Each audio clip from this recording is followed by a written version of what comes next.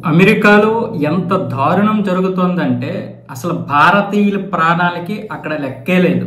భారతీయులనే కాదు, అక్కడ అసలు ఎవడూ కూడా ప్రాణాలను లెక్క చేయట్లేదు. ముఖ్యంగా ఇప్పుడు దరిద్రంగా తయారయ్యారు. అక్కడ ఈ గన్ కల్చర్ తో పాటు ఈ మనుషులు కూడా చండాలంగా తయారయ్యారు.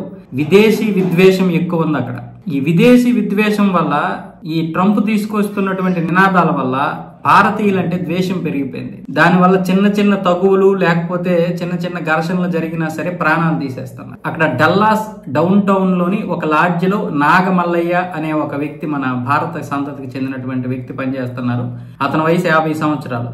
అతనికి ఒక ఫ్యామిలీ కూడా ఉంది. అయితే ఆ లాడ్జ్ లో ఈ వాషింగ్ మిషన్ విషయంలో ఆయనకి అలాగే అక్కడ మార్టినెజ్ కి చిన్న ఘర్షణ వచ్చింది.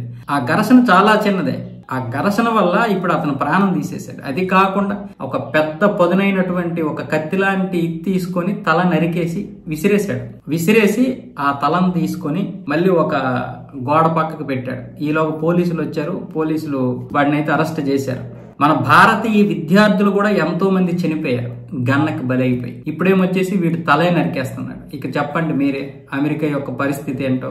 భారతదేశంలో ఉన్నటువంటి చాలా మంది అమెరికా నరుస్తూ ఉంటారు.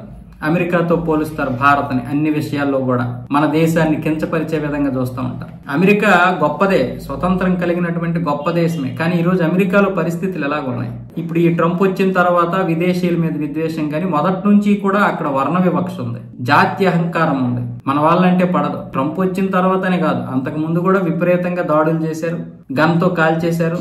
వాడికి ఎవరికైనా కోపం వచ్చినా మెంటలు వచ్చినా గన్ పట్టుకుని కాల్ చేస్తాడు. తర్వాత పోలీసులు అరెస్ట్ చేసి మళ్ళీ తర్వాత వాడిని విడుదల చేసేస్తారు. ఇదే జరుగుతుంది అక్కడ గత కొన్ని దశాబ్దాలుగా.